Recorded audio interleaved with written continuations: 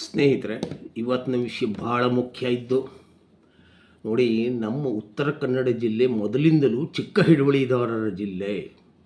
ಆ ಕಾರಣದಿಂದ ಏನು ಮಾಡೋದು, ಮಕ್ಕ ಎಲ್ಲ ಭಾಳ ಒಳ್ಳೆ ಕಲ್ತ್ಕೊಂಡು ಹುಷಾರಿದ್ದ ನಮ್ಮಲ್ಲಿ ಮಕ್ಕ ಕಲ್ತ್ಕೊಂಡು ಬೊಂಬೈಗೋ ಬೆಂಗಳೂರಿಗೋ USA ಕೆನಡಾಗೋ ಜರ್ಮನಿಗೋ ಹೋಗಿ ಅಲ್ಲಿ ಒಳ್ಳೆ ಪ್ಯಾಕೇಜ್ ತಗೊಂಡು ಸೆಟ್ಲ್ ಹಾಕೊಂಡು ಆರಾಮಾಗಿದ್ದ.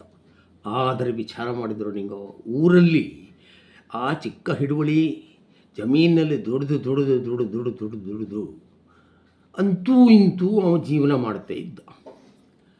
ಹೀಗಾಗಿ ನಂದು ಒಂದು ಸಲಹೆ ಅಂದರೆ, ಇಲ್ಲಿದ್ದವಕ್ಕಷ್ಟು ಸಮಸ್ಯೆ ಯಾಕೆ ಅಂದರೆ ನೋಡಿ, ಕಟ್ಲಕಂದಾಚಾರ ಪೂರಾ ಕಟ್ಲಕಂದಾಚಾರ ಅವು ಮಾಡೋದೇ. ಕಟ್ಲಕಂದಾಚಾರ ಅಂದರೆ ಎಂಥದ್ದು, ತಿಥಿ ಮಾಡೋದು, ಗಣಮ ಮಾಡೋದು, ದೇವ್ರ ಕಾರ್ಯಕ್ರಮ ಮಾಡೋದು, ಅದ್ರ ನಂತರ ಅದು ಕೂದೊಡ್ತು ಅಂದರೆ ದೇಣಿಗೆ ಕೊಟ್ಟೆ ಪುಡಿಯವ.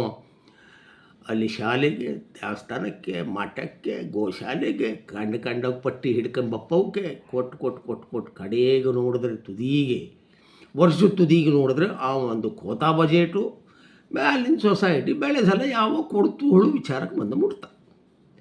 ಅದಕ್ಕಾಗಿ ನನ್ನೊಂದು ಸಲಹೆ ಅಂದ್ರೇನು, ಗಂಡು ಮಕ್ಕ ಇರಲಿ ಹೆಣ್ಣು ಮಕ್ಕ ಇರಲಿ, ಒಳ್ಳೆ ಪ್ಯಾಕೇಜ್ ಯಾರು ತಗೊಳ್ತಾ ಇದ್ದು ಅದು ಇಂಥ ಒಂದು ಒಳ್ಳೆ ಕಾರ್ಯಕ್ರಮಕ್ಕೆ ವರ್ಷಕ್ಕೆ 25,000-30 ಸಾವಿರ ರೂಪಾಯಿನ ಕಳಿಸ್ಕೊಡಿ ನಿಂಗೆ, ತಿಂಗಳಿಗೆಲ್ಲ ವರ್ಷಕ್ಕೆ.